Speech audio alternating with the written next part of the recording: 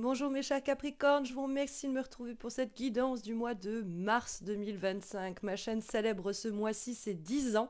N'hésitez pas à me laisser en commentaire la façon dont vous voulez qu'on célèbre cela ensemble, que ce soit des concours, du direct et des tirages en live sur YouTube ou plus simplement des rencontres. Vous me direz tout ça. Mais on va se recentrer autour des énergies de ce mois de mars avec une énergie qui satellise autour de la force.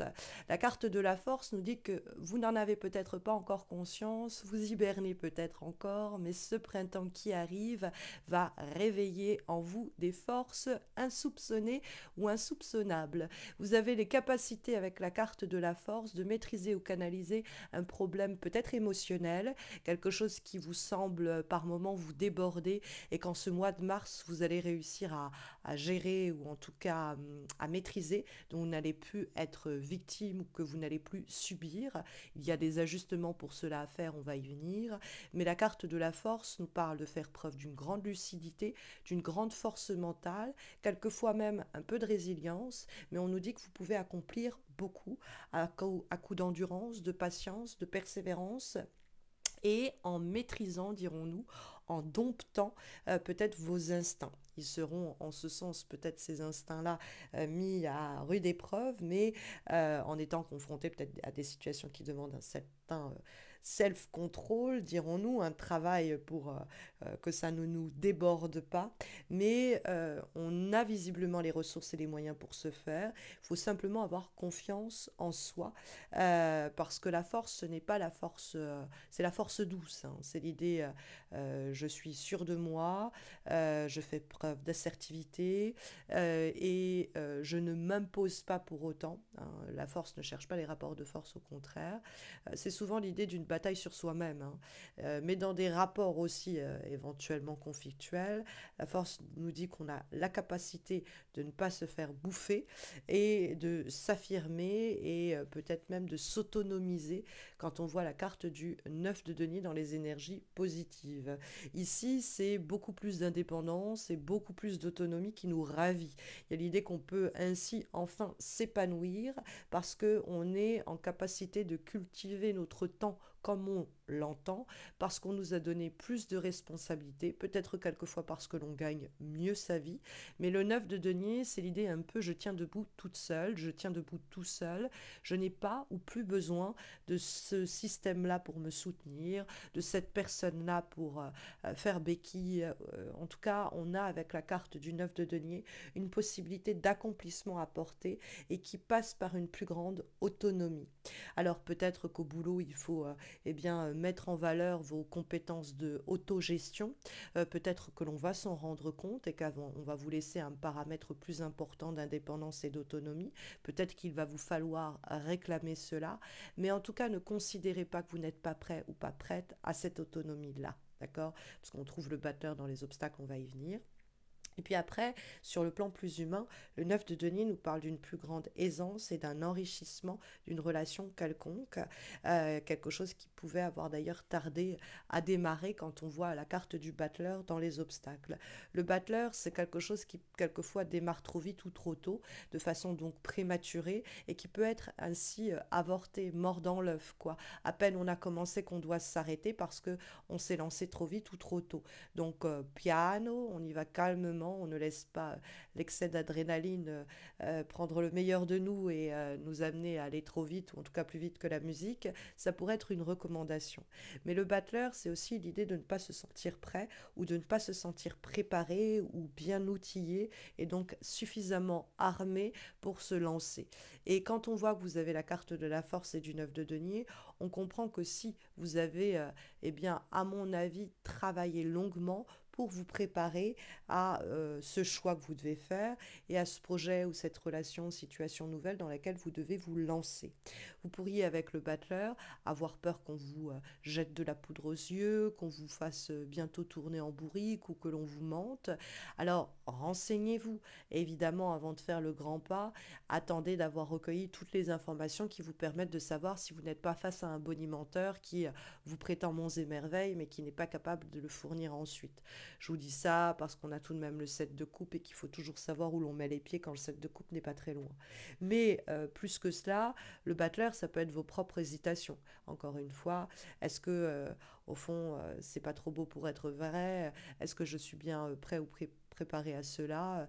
Et donc, on pourra ne pas être certain ou certaine. Il va falloir peut-être faire un travail d'élimination. C'est-à-dire que dans votre situation, il y a peut-être trop de projets, d'envies ou de désirs qui sont simultanément envisagés, désirés quand on voit la carte du 7 de coupe en guise de direction. Parce que le 7 de coupe, c'est l'idée de se perdre en conjoncture. On a à boire et à manger, comme j'aime bien dire. Avec cette carte-là, on commence à peut-être projeter des choses qui ne sont pas du tout viables. On commence à anticiper par crainte des choses qui ne se produiront pas. Et une fois qu'on a éliminé toutes ces options-là qui ne sont pas réalistes, que ce soit trop fantasmées ou trop cauchemardées, eh bien il reste une ou deux options qui, elles, peuvent être suivies. Parce que la carte du 7 de coupe nous appelle à faire un choix, mais nous demande de ne pas trop être bercé de doutes ou d'illusions, voire de fantasmes dans le choix que l'on est amené à faire. Il va falloir discerner ce qui est réel de ce qui relève, dirons-nous, de l'illusion, parce que sinon, à la clé, c'est la désillusion. Donc le défi, c'est de faire un choix qui soit réaliste et de ne pas se laisser empoisonner ou parasiter par des pensées qui n'ont malheureusement pas beaucoup d'ancrage dans la réalité. Le 7 de coupe, ça peut être aussi la peur dans une situation troublée et floue de prendre la mauvaise décision, de faire le mauvais choix. Si vous vous outillez de la façon dont je vous en ai parlé, sachez que vous avez les moyens et les ressources intérieures pour réussir à nourrir, enrichir votre relation, votre profession, votre quotidien, tout en préservant ou maintenant une certaine autonomie et une certaine indépendance. Mais pour cela, il semblerait qu'il va falloir vous mettre en mouvement, nous dit l'avant-dernière guidance que nous avons pour ce mois de mars, qui est issue, mes chers Capricornes, de l'oracle de Healthy Witch, et nous avons Arm and Legs, les bras et les jambes, qui va être une carte qui vous rappelle que prendre soin de votre corps, bouger et ancrer votre énergie dans le mouvement est une activité physique qui peut être un excellent allié pour canaliser vos émotions, garder l'esprit clair et vous recentrer autour de ce qui est important. Mais comme dernière guidance pour ces semaines à venir, nous avons une lame cette fois-ci issue de l'oracle Hummingbird Wisdom et nous avons la carte Wishing Well qui nous parle de clarifier vos intentions et surtout de croire en vos rêves et en leur capacité de concrétisation, mais sans vous perdre dans une attente passive. C'est une carte qui nous dit formulez dès le début du mois de mars vos intentions et vos désirs avec précision et mettez en place des actions concrètes pour les matérialiser parce que vous pourriez toucher du doigt votre Eldorado si vous en donnez les moyens crescendo au cours des semaines qui composent ce mois de mars et nous rapprochent de ce printemps. N'hésitez pas à me laisser un commentaire pour m'expliquer comment cela résonne en vous, mais si vous avez des questions sur le plan sentimental, sachez que j'ai réalisé des guidances annuelles amoureuses dont vous allez trouver la playlist en suggestion dans quelques secondes. Je vais aussi réaliser des horoscopes amoureux trimestriels pour la saison printanière qui seront publiés au cours du printemps, au cours du mois de mars, pardon. Donc n'hésitez pas à vous abonner pour ne pas rater leur publication, ni celle d'ailleurs des horoscopes d'avril. N'hésitez pas non plus à soutenir ma chaîne en likant cette vidéo, en vous abonnant, en laissant un commentaire. D'ailleurs, comme je vous l'expliquais, ma chaîne célèbre avec ses horoscopes de mars, eh bien, c'est 10 ans. Et je souhaite célébrer cela avec vous à l'aide d'une suggestion que vous me ferez, que ce soit se rencontrer, un live en direct où je réponds à vos questions sur YouTube, que ce soit un concours, bref, dites-moi tout cela en commentaire. Et puis, je vous écouterai et mettrai en place quelque chose dès le mois de mars. Je vous souhaite à tous et à toutes, mes chers Capricornes, une douce et belle entrée en saison printanière. Je vous dis à bientôt, en tout cas je l'espère. Prenez bien soin de vous.